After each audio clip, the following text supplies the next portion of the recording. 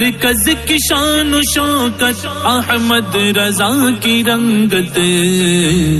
علم و ادب کا دھارا ہے جامعہ ہمارا، علم و ادب کا دھارا ہے جامعہ ہمارا۔ بسم اللہ الرحمن الرحیم۔ فَإِنْ قَالَ قَائِلٌ فَمَا ذَلِكَ الْمَعْنَى۔ اس عبارت سے اس بات کی طرف اشارہ کیا کہ اصل میں یہ عبارت جمہور علماء کا جواب ہے، اور ان جمہور علماء نے یہ کہا ہے کہ نبی کریم صلی اللہ تعالی علیہ وسلم نے بیمار اونٹوں کو صحیح اور تندرست اونٹوں کے ساتھ پینے سے منع فرمایا۔ تو یہ ممانعت اس وجہ سے نہیں تھی کہ بیمار اونٹ کی بیماری صحیح والے کو اڑ کر لگ جائے گی، بلکہ اس وجہ سے تھی کہ بسا اوقات تندرست کو کوئی بیماری اگر لگ گئی تو اس کے مالک کے دل میں یہ آ سکتا ہے کہ شاید یہ اڑ کر لگی ہے، تو وہ شک میں پڑ جائے گا۔ تو دل میں یہ بات نہ آئے، اس سے بچنے کا حکم اور دور رہنے کا حکم دیا، یہ وجہ ہے۔ اور یہ بھی احتمال ہے کہ یہ مطلب ان یکون ذالک من قبیل الماء والمرعى، ہو سکتا ہے کہ یہ اس کے قبیل سے ہو کہ چوپائے جب وہاں جائیں گے تو بیمار ہو جائیں گے، تو جب وہ صحیح اور تندرست اور توانا اونٹوں میں وہ بیمار جائے گا تو ہو سکتا ہے اس کو بھی یہ بیماری، وہ بھی بیماری میں مبتلا ہو جائے۔ تو لوگ چونکہ جاہل ہوتے ہیں تو اپنی نادانی کی وجہ سے اس کو عدوہ کا نام دے سکتے ہیں کہ یار اڑ کر بیماری لگ گئی، تو اس وجہ سے بھی منع کیا۔ سمجھ میں آئی بات؟ دیکھیے، قیل لہو، تو اس سے کہا جائے گا، هو عندنا واللہ اعلم علی الا یقدم علیہ رجل، وہ ہمارے نزدیک یہ ہے، اللہ زیادہ جانتا ہے، ہمارے نزدیک یہ ہے کہ کوئی مرد وہاں نہ آئے کہ اس کو وہ پہنچ جائے اللہ کی تقدیر سے، بتقدیر اللہ عز وجل ان یصیبہ، یعنی اللہ قضائے الہی تقدیر الہی سے اس کو وہ پہنچ جائے تو وہ یہ کہے، ہو سکتا ہے اس کے دل میں یہ بات آئے، لولا ان قد قدمت هذه الارض لما اصابنی هذا الوجه، اگر میں اس سرزمین میں نہ آتا تو مجھے یہ تکلیف نہ پہنچتی۔ وَكَذَلِكَ لَوْ أَقَامَ فِي الْمَوْضَعِ الَّذِي خَرَجَ مِنْهُ لَأَصَابَهُ، یہی اس وقت بھی حکم ہوگا کہ اگر وہ اس جگہ میں ٹھہرا رہتا جہاں سے نکلا تو وہ اس کو لَأَصَابَهُ ضرور پہنچتا۔ تو علی اللہ یقدمہ ہے یہ اوپر عبارت، فَأَمَرَ اللہ یقدمها، تو حکم دیا کہ وہ وہاں نہ آئے، خوفا من ھذا القول، اس کہنے سے بچنے کے پیش نظر۔ وَكَذَلِكَ أَمَرَ أَلَّا يَخْرُجَ مِنَ الْأَرْضِ الَّتِي قَدْ نَزَلَ بِهَا، یوں ہی یہ بھی حکم دیا کہ وہ اس زمین سے نہ نکلے کہ جہاں طاعون آ چکا ہے، کہ کہیں وہ نہ بچے تو وہ بولے کہ اگر میں اس زمین میں ٹھہرتا اور مجھے وہ پہنچ جاتا جو اس کے اہل کو پہنچا ہے، شاید اگر وہاں ٹھہرتا تو اس میں سے کچھ بھی نہ پہنچتا، تو کہیں یہ نہ کہنے لگے۔ فَأَمَرَ بِتَرْكِ الْقُدُومِ عَلَى الطَّاعُونِ، للمعنى الذي وصفنا، لہذا ترک قدوم کا حکم دیا طاعون پر اس معنی کی وجہ سے جو معنی ہم نے بیان کیا، اور اس سے ترک خروج کا حکم دیا اس معنی کے پیش نظر جو ہم نے بیان کیا۔ وَكَذَلِكَ مَا رَوَيْنَا عَنْهُ فِي أَوَّلِ هَذَا الْبَابِ مِنْ قَوْلِهِ، اور اسی طرح جو ہم نے اس باب کے شروع میں آپ کا ارشاد روایت کیا کہ کوئی بیمار اونٹ صحیح کے پاس نہ لایا جائے، تو فرماتے ہیں جو ہم نے روایت کیا وہ مروی لیس علی ما تأولہ علیہ اہل المقالۃ الاولی، وہ اس پر نہیں ہے کہ جس کی تعویل پہلے مقالے والوں نے کی ہے۔ سمجھ میں آئی؟ یعنی اہل مقالے اولا نے جو تعویل کی ہے، انہوں نے یہ کہا اعدا کے اندیشے سے کہ کہیں اس کی بیماری صحیح کو اڑ کر نہ لگ جائے، تو اس کی یہ تعویل کی ہے، تو ہمارے نزدیک یہ اس تعویل پر نہیں ہے۔ وَلَكِنَّهُ عِندَنَا، لیکن ہمارے نزدیک یہ جو قول ہے وہ اس بات پر لا یورد ممرض علی مصح، کہ کوئی بیمار اونٹ صحیح توانا جانور اونٹ میں نہ لایا جائے کہ صحیح کو بھی اور تندرست کو بھی وہ بیماری لاحق ہو جائے، تو وہ کہہ بیٹھے الذی اوردہ فیقول الذی اوردہ، وہ جو اس کو وہاں لایا ہے تندرست کے پاس، وہ یہ کہہ بیٹھے کہ لو لم انی لم اوردہ علیہ، اگر میں اس بیمار کو اس تندرست کے پاس نہ لاتا لم یصبہ من ھذا المرض شیء، تو اس بیماری سے اس کو کچھ نہ پہنچتا۔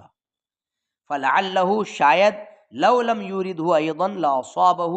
کما اصابہ لما اوردہ،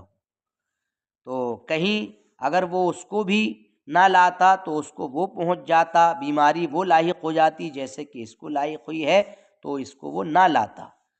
فامر بترک ایرادہ، تو اب صحیح کے لانے کے چھوڑنے کا حکم دیا بیمار کے پاس، لہذہ العلہ، اسی بیماری کے اسی علت کے پیش نظر کہ لوگوں کے دل اور لوگوں کے زبان سے امن میں نہیں ہے، کہ لوگ کہنے سے باز نہیں آئیں گے اور لوگوں کے دلوں میں یہ کھٹک آ جائے گی کہ اسی وجہ سے یہ اونٹ بیمار پڑ گیا کہ بیمار اونٹ کو یہاں لا کر کے باندھ دیا۔ وقد روی عن رسول اللہ صلی اللہ علیہ وسلم فی نفی الاعداء، اور بیماری اڑ کر نہیں لگتی ہے، اس سلسلے میں بہت ساری روایتیں نبی کریم صلی اللہ تعالی علیہ وسلم سے آئی ہیں، چنانچہ اس حدیث کو اور اس کے بعد والی جتنی بھی حدیث ہیں انہیں شاہد کے طور پر پیش کیا گیا ہے کہ جو اہل مقالہ اولا ہیں، تو اہل مقالہ اولا کے موقف کے خلاف جن لوگوں کا موقف ہے، تو ان کے موقف کی صحت پر شاہد کے طور پر یہ حدیثیں آئی ہیں۔ یعنی اہل مقالہ اولا جو کہتے ہیں لا یورد الممرض علی المصح وینبغی الفرار والاجتناب عن ذی العاہہ، سمجھے؟ تو اس کے خلاف پر یہ حدیثیں شاہد ہیں، چنانچہ اس حدیث کو دو صحیح طریقوں سے تخریج کیا اور ان کو بعینہما ان کو عنقریب مطلب یہ ہے کہ ذکر بھی کریں گے اور کر دیا ہے صاحب کتاب نے۔ سمجھ میں آئی بات؟ فرماتے ہیں حدثنا محمد بن خزیمہ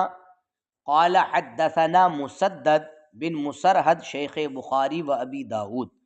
قال حدثنا یحییٰ عن ہشام عن یحییٰ بن ابی کثیر عن الحضرمی ان سعید بن المسیب، حضرت سعید بن مسیب کہتے ہیں سألت سعدا عن الطیرہ، طیرہ یہ بکسر الطاء و بفتح الیاء بھی آتا ہے طیارہ، اور یا کے سکون کے ساتھ بھی آتا ہے طیرہ، بدشگونی مراد ہے، سمجھے؟ اور کہتے ہیں میں نے سعد سے پوچھا بدشگونی کے بارے میں،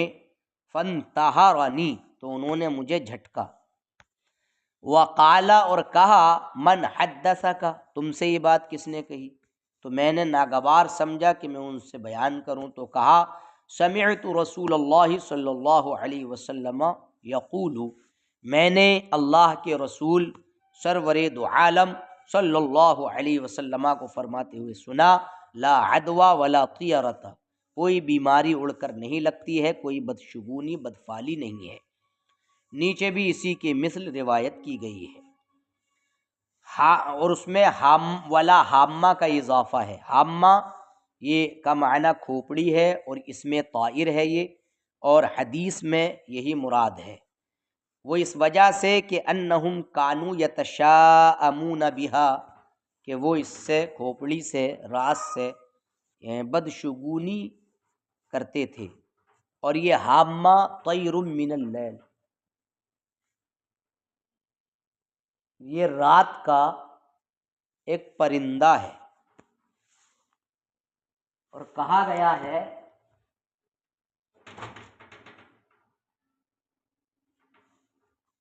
وقیلا، اور کہا گیا ہے ہی البومہ،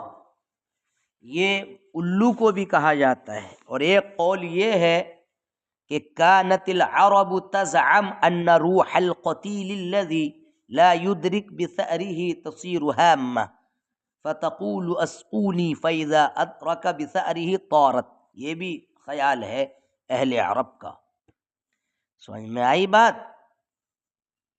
اور ایک قول یہ بھی ہے کہ اہل عرب کا خیال یہ تھا کہ میت کی ہڈیاں، اور ایک قول کے مطابق میت کی روح کھوپڑی ہو کر اڑ جاتی ہے، تو اس کو صدا کہتے ہیں وہ۔ تو یہ سارے خیالات کا اسلام نے رد کیا اور ان کو اس سے باز رکھا۔ اس کو ہروی نے مطلب یہ ہے کہ ذکر کیا ہے، اور جوہری نے فی الہاء والباء اس کے اندر ذکر کیا ہے۔ حدثنا فہد قال حدثنا عثمان بن ابی شیبہ، یہ دو طریقے بھی جید ہیں، حسن ہیں۔ پہلا طریقہ فہد بن سلیمان کا ہے، اور وہ عثمان بن ابی شیبہ اور ان کے شیخ ولید بن عقبہ بن مغیرہ شیبانی کوفی ہیں۔ ابو زرعہ نے ان کے سلسلے میں کہا لا بأس بہ، اور ابن حبان نے ان کی توثیق کی ہے، اور ابو داود نے ان سے حدیث لی ہے۔ وہ روایت کرتے ہیں حمزہ بن حبیب بن عمارہ کوفی زیات سے، اور وہ ثعلبہ بن یزید حمانی کوفی سے، اور وہ حضرت علی بن ابی طالب رضی اللہ تعالی عنہ سے وہ فرماتے ہیں قال رسول اللہ صلی اللہ علیہ وسلم، اللہ کے رسول سرور دو عالم صلی اللہ علیہ وسلم نے ارشاد فرمایا، لا یعدی سقیم صحیحہ، کسی بیمار کی بیماری تندرست کو اڑ کر نہیں لگتی ہے۔ اور امام ابو یعلا نے اپنی مسند میں اس سے اتم طریقے پر عثمان بن ابی شیبہ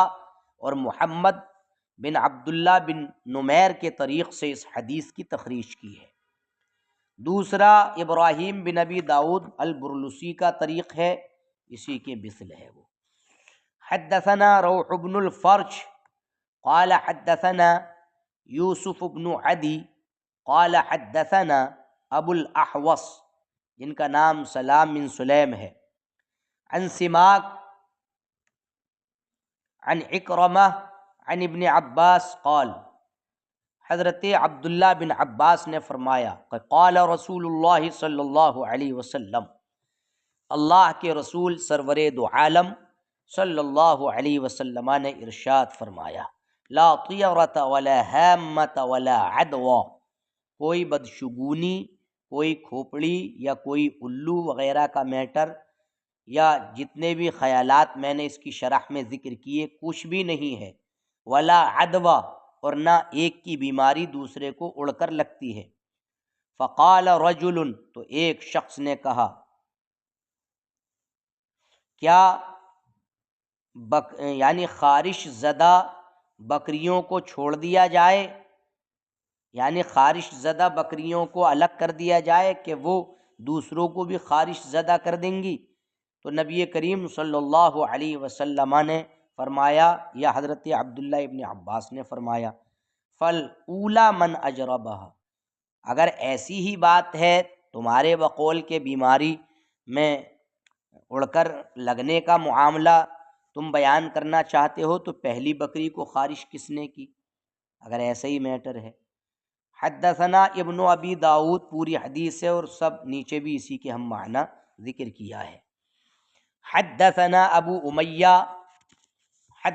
امیہ یہ محمد بن ابراہیم بن مسلم الترسوسی ہیں۔ قال حدثنا سریج بن النعمان، سریج بضم السین المہملہ وبالجیم، سریج بن نعمان الجوہری ہیں یہ شیخ بخاری، اور حشیم یہ ابن بشیر ہیں۔ عن ابن شبرمہ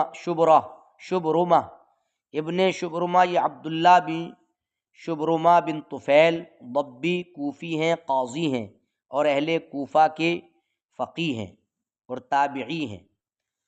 عن ابی زرعہ بن عمرو بن جریر، ابو زرعہ بن عمرو کے نام میں اختلاف ہے،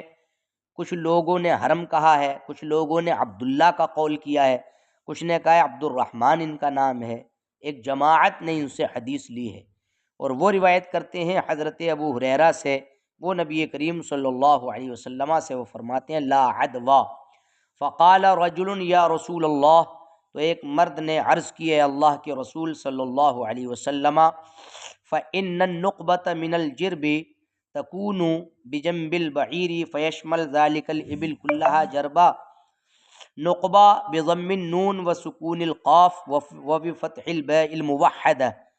یعنی نقبہ اول شیء یظہر من الجرب وجمعها نقب بسکون القاف، یعنی ایک شخص بولا کیا، یعنی خارش زدہ اونٹ میں جو چھوٹے چھوٹے دانے پھوٹنے کے بعد سوراخ ٹائپ کے ہو جاتے ہیں تو کیا وہ اونٹ کو لاحق ہو جاتے ہیں، اس سے سارے اونٹ خارش زدہ ہو جائیں گے؟ تو اللہ کے رسول صلی اللہ علیہ وسلم نے فرمایا فمن اعدل اول، پہلے والے اونٹ کو کس نے یعنی خارش زدہ کیا۔ خلق اللہ کل دابۃ، اللہ تبارک و تعالی نے ہر چوپائے کو، ہر دابہ کو پیدا کیا اور اس کی اجل، اس کا رزق، اور وَأَثَرَهَا، اور اس کا زمین میں چلنا، یہ سب لکھ دیا۔ اور میں آئی بات، حدثنا ابو امیہ اسی کے مثل یہ بھی روایت ہے، اور اس میں قبیصہ ایک راوی ہیں، یہ ابن عقبہ سوائی ہیں شیخ بخاری، اور سفیان وہ ثوری ہیں، اور عمارہ بن قعقاع بن شبرمہ الضبی الکوفی ہیں یہ، اور ابو زرعہ کا بیان گزر چکا۔ اور نیچے بھی عن رجل من اصحاب ابن مسعود عن ابی ہریرہ مثلہ ہے، ادھر بھی عن النبی صلی اللہ علیہ وسلم مثلہ۔ پھر نیچے حدثنا یونس قال اخبرنا ابن وہب قال اخبرنا مالک و یونس عن ابن شہاب عن حمزہ و سالم ابن عبداللہ بن عمر عن ابن عمر عن رسول اللہ صلی اللہ علیہ وسلم انہ قال لا عدوى، سارے رجال اس کے صحیح کے رجال ہیں، اور دوسرے یونس یہ ابن یزید ایلی ہیں، اور امام مالک نے اپنی موطا میں اس کو تخریج کیا ہے۔ سمجھ میں آئی بات؟ اور نیچے بھی یہ دو طریق صحیح اسی کی طرح روایت کیے گئے ہیں۔ حدثنا عبداللہ بن محمد بن خشیش مثلہ، نیچے بھی ہے اور نیچے بھی مثلہ ہے، دیکھیے اسی کے طریقے سے یہ سب ہیں۔ خشیش یہ بضم الخاء المعجمہ ہے، اور وہ بھی شینین معجمتین، دو معجمہ شینوں کے ساتھ ہے خشیش، اور مسلم بن ابراہیم قصاب ہیں یہ شیخ بخاری اور ابو داود دونوں کے شیخ ہیں۔ سمجھ میں آئی بات؟ اچھا، تو حدثنا فہد، پھر یہ چار صحیح طرق سے ان کا ذکر کیا گیا ہے، اور اس میں بھی یہی بتایا گیا ہے سب میں کہ کوئی بیماری اڑ کر نہیں لگتی ہے۔ چنانچہ پہلا طریق فہد بن سلیمان کا ہے، اور ان کے شیخ جو ہیں ابن ابی مریم ہیں جو سعید بن حکم ہیں اور ابن ابی مریم سے مشہور ہیں، شیخ بخاری ہیں، اور وہ کہتے ہیں اخبرنی ابن عجلہ یحییٰ ابن ایوب، یحییٰ بن ایوب الغافقی المصری ہیں، اور وہ محمد بن عجلان مدنی سے روایت کرتے ہیں، اور وہ قعقاع بن حکیم کنانی سے روایت کرتے ہیں۔ سمجھ میں آئی بات؟ اور وہ زید بن اسلم اور عبید اللہ بن مقسم سے، زید بن اسلم قرشی مدنی فقیہ اور احد مشائخ ابی حنیفہ ہیں، اور عبید اللہ بن مقسم المدنی، ان سے ایک جماعت نے حدیث لی ہے امام ترمذی کے سوا۔ سمجھ میں آئی بات؟ اور وہ ابو صالح سے، اور وہ حضرت ابو ہریرہ رضی اللہ تعالی عنہ سے، ان رسول اللہ صلی اللہ علیہ وسلم مثلہ، یعنی عن رسول اللہ صلی اللہ علیہ وسلم مثلہ، اور اتنا ہی اضافہ کیا ولا حامہ ولا غول ولا صفر۔ تو حامہ کی شرح تو سن ہی چکے، اور غول یہ بضم الغین المعجمہ بھی ہے، غول، غول بھی اس کو پڑھا گیا ہے، الغول بضم الغین المعجمہ، احد الغیلان، یہ جن کی ایک جنس ہے، جن اور شیاطین کی ایک جنس ہے۔ عرب یہ سمجھتے تھے کہ جنگلوں میں جن اور شیاطین کے طرح ایک چیز، یعنی جن اور شیاطین ہوتے ہیں، بھوت جن کو کہا جاتا ہے، لوگوں کو وہ دکھائی دیتے ہیں، سمجھے، اور مختلف صورتوں میں الگ الگ رنگ کے ہوتے ہیں، اور لوگوں کو راستے سے بہکاتے ہیں اور ان کو مار ڈالتے ہیں۔ تو نبی کریم صلی اللہ علیہ وسلم نے اس کا منع کیا اور باطل کیا کہ لا غول، لا غول، نہ حامہ ہے، نہ بھوت ہیں، اور نہ صفر ہے۔ اس کی شرح میں پیچھے کر چکا ہوں۔ قال ابو صالح فسافرت الى الكوفہ ثم رجعت فاذا ابو ہریرہ ينتقص لا عدوى،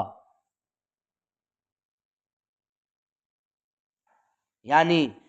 میں کوفہ گیا، پھر واپس ہوا تو اچانک مطلب یہ ہے کہ وہ یہی حدیث ذکر کرتے ہوئے انہیں پایا کہ لا عدوى ولا طیرۃ۔ سمجھ میں آئی بات؟ تو حدثنا علی بن معبد، تو حدثنا علی بن معبد، یہ دوسرا طریق بھی اسی بات پر مطلب یہ ہے کہ دلالت کر رہا ہے۔ صفر کا لفظ اگر پیچھے شرح سن لی ہو تو ٹھیک ہے، ورنہ کچھ یہ بھی ہے، اہل عرب کا خیال یہ تھا کہ پیٹ میں ایک سانپ ہوتا ہے جس کو صفر کہا جاتا ہے، انسان کو وہ یعنی انسان تک پہنچتا ہے جب اس کو بھوک لگتی ہے اور اس کو ایذا دیتا ہے، اور یہ بھی ان کا ماننا تھا اہل عرب کا کہ وہ متعدی ہوتا ہے، تو اسلام نے اس کو باطل کیا۔ اور ایک قول یہ ہے اراد بھی النسی الذی کانوا یفعلونہ فی الجاہلیہ۔ سمجھ میں آئی بات؟ جو یعنی سفر کا مہینہ مشہور ہے، تو جاہلیت میں لوگ مطلب محرم کو مؤخر کرتے تھے، سفر تک ٹالتے تھے اور اس کو سفر قرار دیتے تھے، اور الشہر الحرام اس کو قرار دیتے تھے، تو اس کو باطل کیا کہ لا سفر، کوئی سفر نہیں ہے۔ سمجھ میں آئی بات؟ تو یہ سب اس کے اندر شروحات آئی ہیں۔ سمجھ میں آئی بات؟ تو اس طریقے کی یہ بھی حدیث اس کے اندر مطلب ذکر کی گئی ہے۔ پھر نیچے بھی قال ابن شہاب عن رسول اللہ صلی اللہ علیہ وسلم مثلہ، اسی کی طرح ہے، سمجھے، پوری روایت ہے۔ تو یہ حدثنا ابن ابی داود، نیچے بھی عن رسول اللہ صلی اللہ علیہ وسلم مثلہ، روات کا بیان پورا گزر چکا ہے، نیچے حدثنا ابن ابی داود، پھر پورا ان کا بیان بھی گزر چکا ہے۔ حدثنا ابن مرزوق، یہ پوری روایت یہ ذکر کی ہے، یہ بھی دو عمدہ حسن طریقے ہیں۔ پہلے ابراہیم بن مرزوق سے ہے پہلا طریق، اور اس کو امام ترمذی نے بھی تخریج کیا ہے، اور امام احمد بن حنبل نے اپنی مسند میں تخریج کیا ہے۔ سمجھ میں آئی بات؟ اور کہتے ہیں حضرت ابو ہریرہ سے روایت ہے کہ رسول کریم صلی اللہ علیہ وسلم نے فرمایا اربع فی امتی من امر الجاہلیہ، چار چیزیں میری امت میں امر جاہلیت سے ہیں، لوگ ان کو ہرگز نہیں چھوڑیں گے۔ الطعن فی الانصاب، نسبوں میں طعن اور نیاحہ نوحہ کرنا، ومطرنا بنوع کذا و کذا، نو اس کی جمع انواع آتی ہے، اور یہ چاند کی منزلیں یعنی چاند ان میں اترتا ہے، اور یہ 28 منزلیں ہیں، ہر رات کسی نہ کسی منزل میں ہوتا ہے، جیسا کہ قرآن میں کہا گیا والقمر قدرناہ منازل، سمجھے، اور غروب کے وقت ہر یعنی پھر چاند اترتا ہے طلوع فجر کے ساتھ۔ تو اس طریقے سے یہ منزلوں کی طرف اشارہ، ان لوگوں کا کہنا یہ تھا کہ ہمیں فلاں نچھتر کی وجہ سے بارش دی گئی، یعنی فلاں نچھتر جب نکلا تو بارش دی گئی ہمیں، تو یہ بھی امر جاہلیت سے ہے۔ اور عدوہ بیماری کا اڑ کر لگنا، جو یعنی کوئی اونٹ کسی اونٹ میں جاتا ہے تو وہ خارش زدہ ہو جاتا ہے، تو پھر یعنی اس سے وہ یہ کہنے لگتا ہے کہ اس کی بیماری اس کو اڑ کر لگ گئی۔ تو اگر ایسا معاملہ ہے تو من اعد الاول، پہلے کو کس نے خارش زدہ کر دیا۔ اس طریقے کی حدیثیں بہت ساری امام ابو جعفر طحاوی نے بیان کی، اور ادھر بھی ہے لا عدوى وقال فمن اعد الاول، پورا بیان کیا گیا ہے۔ حدثنا فہد قال حدثنا ابو سعید الاشج، ان کا نام عبداللہ بن سعید بن حسین کندی ہے، کوفی ہیں، یہ شیخ الجماعہ ہیں۔ اور حدثنا ابو اسامہ، یہ حماد بن اسامہ بن زید قرشی کوفی ہیں، قرشی کوفی ہیں، اور عبد الرحمن بن یزید بن جابر ازدی شامی ہیں، سمجھ میں آئی بات۔ اور قاسم یہ ابن عبد الرحمن شامی ہیں، اور ابو امامہ سدی بن عجلان باہلی ہیں۔ یہ ان طریق سے ان کے حالات کا بیان ہوا۔ اور نیچے ایک یہ حدیث پیش کی ہے عن جابر رضی اللہ عنہ قال، یہاں سے چلیے کل دیکھا جائے گا انشاءاللہ۔